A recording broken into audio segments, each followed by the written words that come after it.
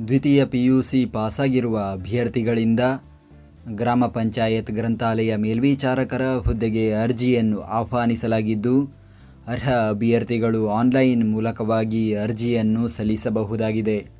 ಹುದ್ದೆಗಳ ಬಗ್ಗೆ ಸಂಪೂರ್ಣ ಮಾಹಿತಿಗಾಗಿ ವಿಡಿಯೋನ ಪೂರ್ತಿ ವೀಕ್ಷಿಸಿ.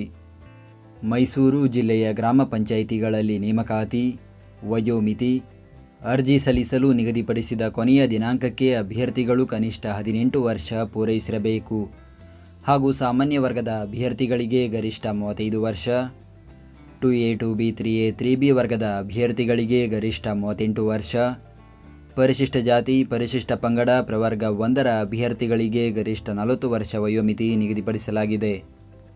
ವಾಸಸ್ಥಳ: ಈ ಹುದ್ದೆಗೆ ಅರ್ಜಿ ಸಲ್ಲಿಸುವ ಅಭ್ಯರ್ಥಿಗಳು ಸಂಬಂಧಪಟ್ಟ ಗ್ರಾಮ ಪಂಚಾಯಿತಿ ವ್ಯಾಪ್ತಿಯ ನಿವಾಸಿಯಾಗಿರತಕ್ಕದ್ದು.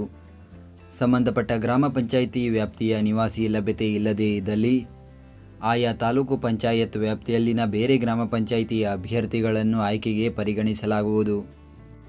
ಅರ್ಜಿ ಸಲ್ಲಿಸುವ ವಿಧಾನ: ಅರ್ಜಿ ಸಲ್ಲಿಸಲು ಬಯಸುವ ಅಭ್ಯರ್ಥಿಗಳು ಜಿಲ್ಲಾ ಪಂಚಾಯತ್ ಅಧಿಕೃತ ವೆಬ್ಸೈಟ್ ವಿಳಾಸಕ್ಕೆ ಭೇಟಿ ನೀಡಿ ಆನ್ಲೈನ್ ಮುಖಾಂತರ ಅರ್ಜಿಯನ್ನು ಸಲ್ಲಿಸಬೇಕು.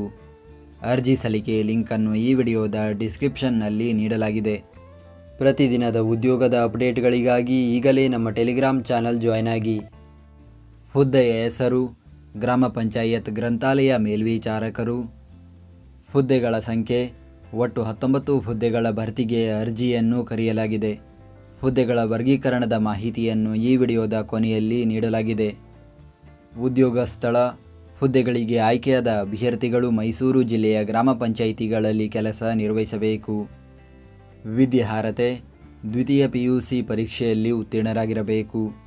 Certification course in library science ಪ್ರಮಾಣಪತ್ರ ಪಡೆದಿರತಕ್ಕದ್ದು ಹಾಗೂ ಕನಿಷ್ಠ 3 ತಿಂಗಳ ಕಂಪ್ಯೂಟರ್ ಕೋರ್ಸ್ನಲ್ಲಿ ಉತ್ತೀರ್ಣರಾಗಿರಬೇಕು. ಅರ್ಜಿ ಸಲ್ಲಿಸುವ ದಿನಾಂಕ: ಅರ್ಜಿಯನ್ನು ಸಲ್ಲಿಸಲು ಪ್ರಾರಂಭದ ದಿನಾಂಕ 3 ಅಕ್ಟೋಬರ್ 2024 ಹಾಗೂ ಅರ್ಜಿಯನ್ನು ಸಲ್ಲಿಸಲು ಕೊನೆಯ ದಿನಾಂಕ 30 ಅಕ್ಟೋಬರ್ 2024. ಹುದ್ದೆಗಳ ವರ್ಗೀಕರಣದ ಮಾಹಿತಿ: ನಾವು ನೀಡಿದ ಈ ಉದ್ಯೋಗ ಮಾಹಿತಿ ನಿಮಗೆ ಇಷ್ಟವಾಗಿದ್ದರೆ ನಮ್ಮ ವಿಡಿಯೋಗೊಂದು ಲೈಕ್ ನೀಡಿ ಹಾಗೂ ಈ ವಿಡಿಯೋವನ್ನು ನಿಮ್ಮ ಸ್ನೇಹಿತರಿಗೆ ಶೇರ್ ಮಾಡಿ.